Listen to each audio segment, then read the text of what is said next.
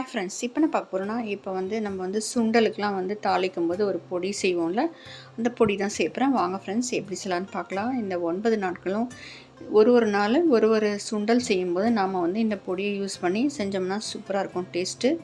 அப்படி இல்லைனா வெறும் மிளகா, அப்புறம் வந்து கடுகு உளுத்தம் பருப்பு அது போட்டு தாளிக்கலாம். அப்படி இல்லைனா வந்து இஞ்சி பச்சை மிளகா அந்த மாதிரி வந்து நம்ம தாளிக்கலாம், கொஞ்சம் கொத்தமல்லி தூவி. ஃப்ரெண்ட்ஸ் வாங்க ஃப்ரெண்ட்ஸ், எப்படி செய்யலான்னு பார்க்கலாம்.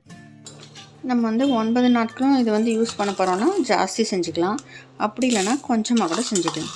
பாருங்கள், கடலைப்பருப்பு வந்து ஒரு 3 ஸ்பூன்ஸு, உளுத்தம்பருப்பு வந்து ஒரு 3 ஸ்பூன்ஸு, அப்புறம் வந்து ஒரு 2 ஸ்பூன் வந்து தனியா. காரத்துக்கு வந்து நம்ம அப்புறம் தாளிக்கும் போதும் போட்டுக்கலாம். இது வந்து ஒரு 5-6 எடுத்துக்கோங்க வரமிளகா. அதுக்கப்புறமா வந்து எள்ளு வந்து 1 ஸ்பூன் தான் சேர்க்குறேன். இதை வந்து நம்ம வறுத்து பொடிச்சு எடுத்து வச்சிட்டோம்னா எல்லா சுண்டலுக்கும் நம்ம வந்து யூஸ் பண்ணிக்கலாம். மிளகு வந்து ரொம்ப சேர்க்கக்கூடாது, ஒரு 4 மிளகு தான். இது வந்து வறுத்து பொடிச்சு எடுத்துக்கலாம்.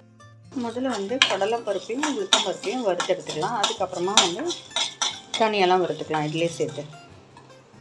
இப்போ வந்து தனியா எள்ளையும் சேர்த்து வறுத்துக்கலாம். அந்த 4 மிளகு கொஞ்சம் வறுபட்டோன்னா மிளகாவை சேர்த்துக்கலாம். நல்லா வறுத்தாச்சு பாருங்கள், எள்ளு வந்து வெடிக்குது. அவ்வளோதான் ஃப்ரெண்ட்ஸ், இது வந்து அரைச்சி எடுத்துக்கலாம். பொடிச்சிட்டு நம்ம வந்து இதில் போட்டுக்கலாம். சூப்பராக அரைச்சாச்சு. ரொம்ப மையில் கொஞ்சம் குறன்னு அரைச்சிக்கோங்க. இந்த மிளகா பொடி நம்ம இட்லி பொடி சாப்பிடுவோமே அந்த மாதிரி அரைச்சிக்கோங்க. அதுக்கப்புறம் வந்து நான் வந்து சென்னா வேக வச்சு எடுத்துருக்கேன். இப்போ வந்து சுண்டல் தாளிச்சிடுவோம். சுண்டல் தாளிச்சிக்கலாம். ஒரு வானலியில் 2 ஸ்பூன் ஆயில் விட்டு கடுகு உளுத்தம் பருப்பு சேர்த்துக்கோங்க.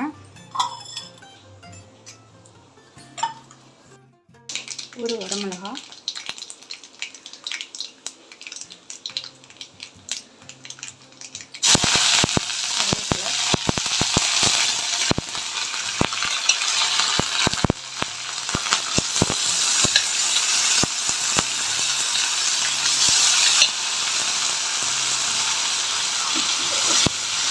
கொஞ்சம் பெருங்காயம்.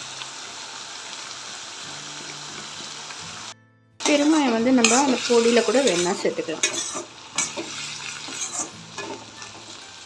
இல்லைன்னா தாளிக்கும் போது சேர்த்துக்கலாம். இந்த பொடியை சேர்த்துருவோம்.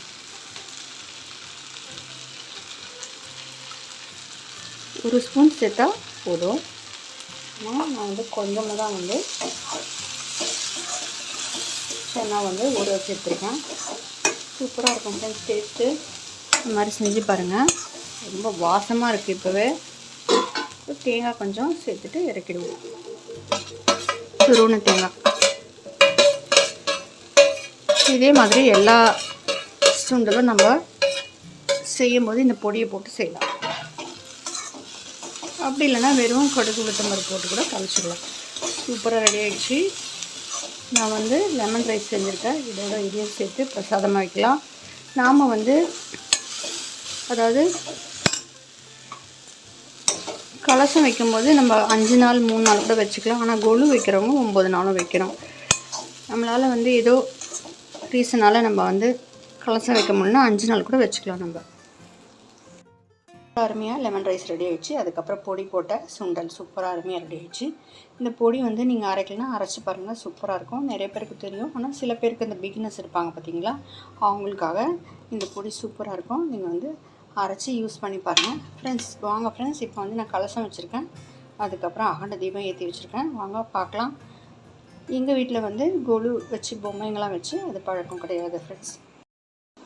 முப்பெருந்தேவியையும் வழிபாடு செய்யணும். முதல் 3 நாட்கள் துர்க்கையும், பிறகு லக்ஷ்மியையும், அதற்கு பிறகு சரஸ்வதியையும், 10வது நாள் வந்து விஜயதசமி மகிஷாசுர மர்த்தினியாக காட்சி தருவாள்.